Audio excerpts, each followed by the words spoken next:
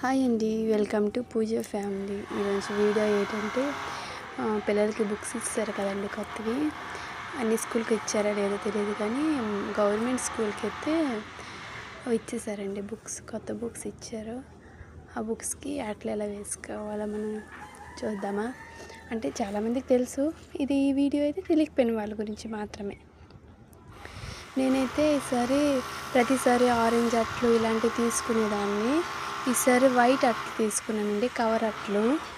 ఎందుకంటే తన బుక్స్ ఏమో ఇప్పుడు వేరే కవర్ తీసుకుంటున్నాను, వాటి మళ్ళీ స్టిక్కర్లు అంటించేసి అది ఏ బుక్ మళ్ళీ దాని మీద రాయడం అది పెద్ద ప్రాసెస్ అవుతుంది. అది కూడా స్కూల్కి వెళ్ళిన తర్వాత వేగం చింపేస్తున్నారు పిల్లలు. అందుకని కవర్ అట్లు తీసుకున్నాను అనమాట.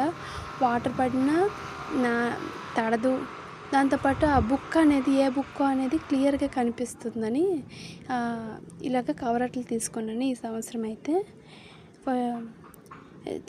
ఇది బాగా పనిచేసిందండి, ఎందుకంటే ఏ బుక్ అడగగానే వెంటనే తీసిస్తుంది.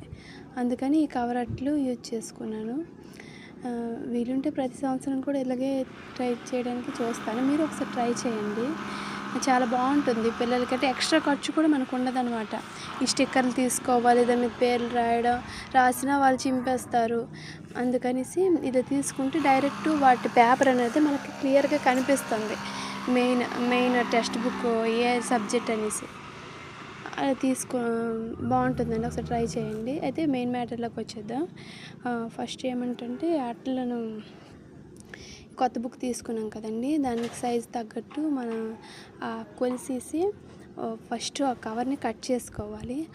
ఆ విధంగానే అంటే ఆ బుక్స్ అన్నీ ఒకే కొల మీద ఉంటాయి కదా, గవర్నమెంట్ ఇచ్చిన బుక్స్ అన్నీ అవన్నీ ఒకే కొల మీద ఉంటాయి కాబట్టి ఒకసారి చూసుకొని వాటిని ఒకే కొల మీద 2-3 కట్ చేసుకున్నామంటే మనకి కట్ చేసేటప్పుడు ఈజీగా అవుతుందన్నమాట. అట్లు వేసేటప్పుడు ఈజీ అవుతుంది, కట్ చేసుకునేటప్పుడు కూడా ఈజీ అవుతుంది. కట్ చేసుకోవాలండి. ఇలాగా కట్ చేసుకున్న తర్వాత ఫస్ట్ అట్టుని ఆ బుక్ సైజ్ పెరిగేటట్టు ఆల్రెడీ తీసుకుంటాం కదా, ఇంకోసారి మనం వేసేటప్పుడు సరి చూసుకొని 4 వైపు సమానంగా ఉండేటట్లు చూసుకొని దాన్ని గట్టిగా కొంచెం ప్రెస్ చేయాలి. కవర్ అట్టు కాబట్టి కొంచెం ప్రెజర్ యూజ్ చేయాలంటే, అంటే మరీ ఎక్కువ ఏం కాదు, జస్ట్ అత్తి పెట్టేసి గట్టిగా అనేసి పామితే మాత్రం మనకి ఈజీగా అయిపోతుంది.